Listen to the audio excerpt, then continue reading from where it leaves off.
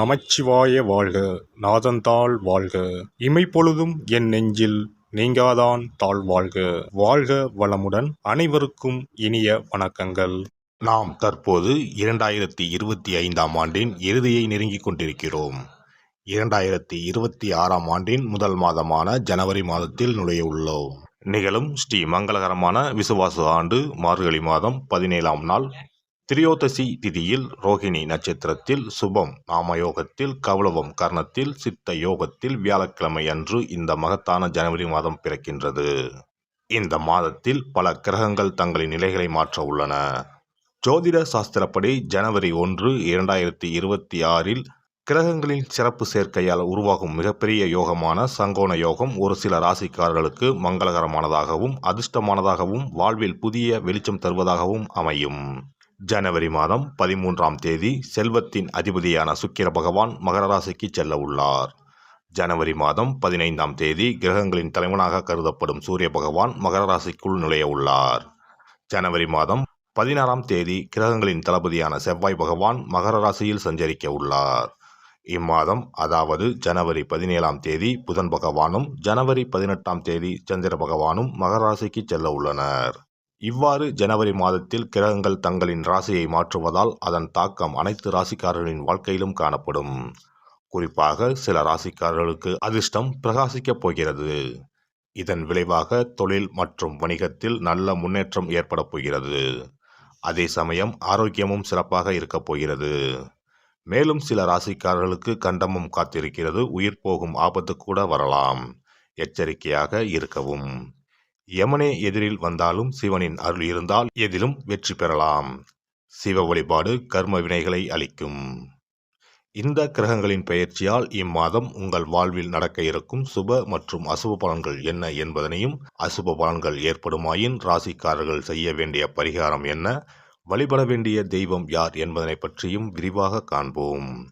பிறக்கப் போகும் இம்மாதத்தில் உங்கள் வாழ்வில் வளமும் நலமும் செல்வ செழிப்பும் பெற்று வாழ்வின் உயரிய நிலையை அடைய எல்லாம் வல்ல எம்பெருமானை வேண்டி விரும்பி கேட்டுக்கொள்கிறேன்.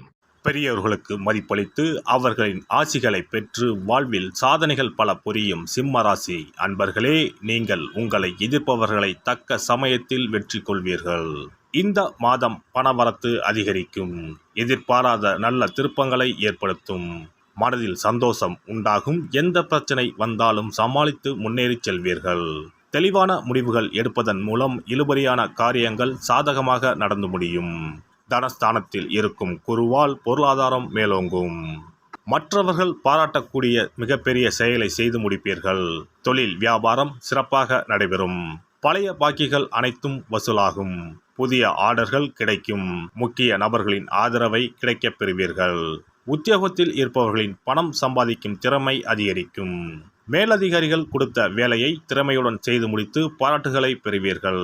குடும்பத்தில் இருந்து வந்த கவலைகள் குறையும். கணவன் மனைவிக்கு இடையே மகிழ்ச்சி நிலவும். குழந்தைகளின் எதிர்காலம் பற்றிய சிந்தனைகள் மேலோங்கும். நண்பர்களால் தேவையான உதவிகள் கிடைக்கும்.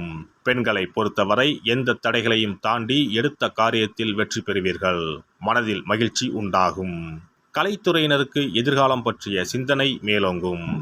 எல்லா காரியங்களும் நல்லபடியாக நடக்கும். எடுத்துக்கொண்ட வேலைகளில் இருந்த பிரச்சனைகள் தீரும். ஆராய்ந்து செய்யும் காரியங்கள் சாதகமான பலனை தரும். அரசியல் துறையினருக்கு ஆயுதங்கள் கையாளும் போதும் வாகனங்களை ஓட்டும் போதும் எச்சரிக்கை அவசியம். வீண் செலவுகள் ஏற்படும். அடுத்தவருக்கு எவ்வளவு நல்லது செய்தாலும் அது எடுபடாமல் போகலாம். மாணவர்களுக்கு கல்வியில் முன்னேற்றம் உண்டாகும். எதிர்ப்புகளை சாமர்த்தியமாக சமாளிப்பீர்கள். நட்சத்திர பலன்கள். மகம் நட்சத்திரம். இந்த மாதம் தொழில் வியாபாரம் மூலம் வரவேண்டிய லாபம் தாமதப்படும். எதிர்பார்த்த நிதியுதவி ஓரளவுக்கு கிடைக்கும். ஆர்டர்களுக்காக இருந்த அலைச்சல் குறையும். உத்தியோகத்தில் இருப்பவர்களுக்கு விருப்பம் இல்லாத இடமாற்றம் வரலாம். பூரம் நட்சத்திரம். இந்த மாதம் குடும்பத்தில் வீண் வாக்குவாதங்கள் ஏற்படும். கணவன் மனைவிக்கு இடையே நிதானத்தை கடைபிடிப்பது நல்லது. பிள்ளைகள் உடல் ஆரோக்கியத்தில் கவனம் தேவை. உறவினர்கள் நண்பர்களிடம் கவனமாக பழகுவது நல்லது. உத்திரம் 1ஆம் பாதம். இந்த மாதம் எந்த ஒரு காரியத்தையும் செய்து முடிக்கும் வரை அந்த காரியம் முடியுமோ முடியாதோ என்ற மனக்கவலை இருக்கும். வீண் அலைச்சல் குறையும். மாணவர்களுக்கு கல்வியில் வெற்றி பெறுவது பற்றிய மனக்கவலை இருக்கும். சக மாணவர்களுடன் வாக்குவாதங்களை தவிர்ப்பது நல்லது. அருகில் இருக்கும் சிவன் ஆலயத்திற்கு சென்று ஞாயிற்றுக்கிழமையில் அபிஷேகம் செய்து வணங்கி வர எல்லா தொல்லைகளும் நீங்கும். எதிர்பார்த்த காரியம் நன்றாக நடக்கும்.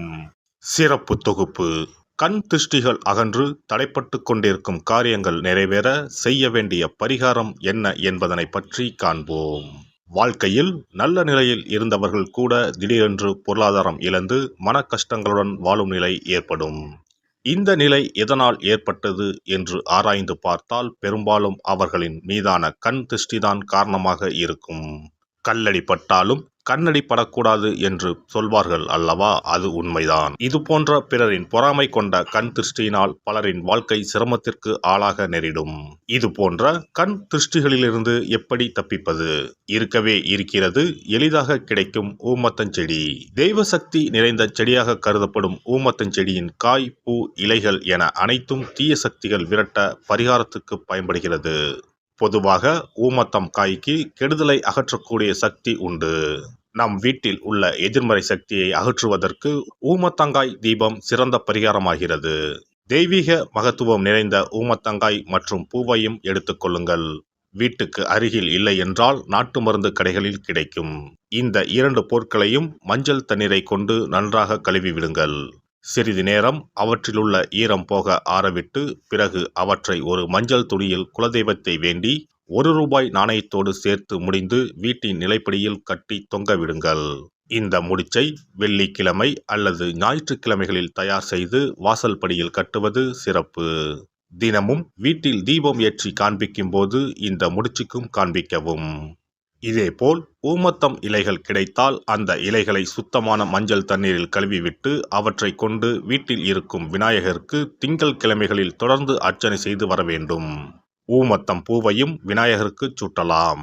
3 வாரங்கள் தொடர்ந்து திங்கள் கிழமைகளில் விநாயகருக்கு ஊமத்தை இலையால் அர்ச்சனை செய்து ஊமத்தம் பூவை சூட்டி வழிபட்டால் வீட்டில் உள்ள கெட்ட சக்தி நடமாட்டம் மற்றும் கண் திருஷ்டிகள் தீரும்.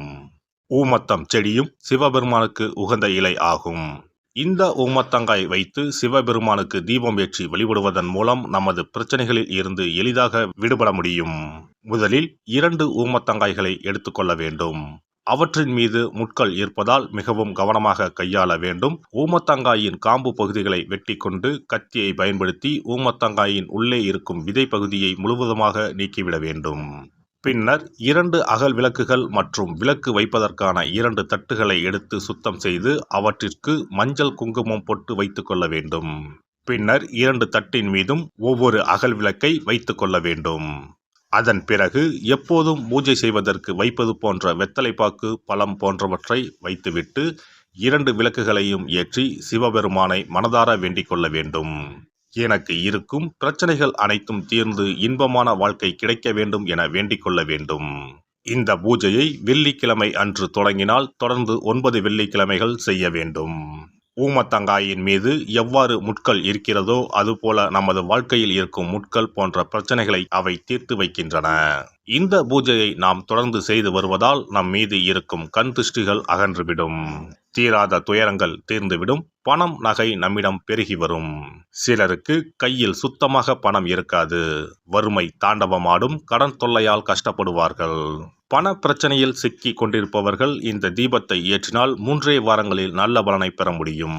தொழிலில் நல்ல முன்னேற்றம் இருக்கும். கடன் பிரச்சனைகள் தீரும். உறவினர்களிடையே பகைமை இருந்தால் அவையும் மறைந்துவிடும். நோய்வாய் உள்ளவர்கள் இந்த தீபத்தை ஏற்றுவதன் மூலம் நல்ல பலனை பெற முடியும். பொதுவாகவே எந்த பரிகாரம் என்றாலும் அதை முழு நம்பிக்கையுடன் செய்தால் மட்டுமே முழு பலன் கிடைக்கும் என்பதை நினைவில் கொள்ளுங்கள்.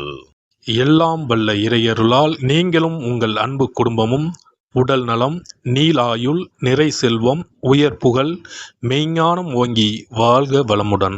இந்த வீடியோ பதிவு உங்களுக்கு பிடித்திருந்தால் லைக் பண்ணுங்க, கமெண்ட் பண்ணுங்க, ஷேர் பண்ணுங்க. மறக்காம சப்ஸ்கிரைப் பண்ணுங்க. பக்கத்துல இருக்கிற பெல் பட்டனை கிளிக் பண்ணுங்க. நன்றி, வணக்கம். ஓம் நமச்சிவாய. சிவாய நம.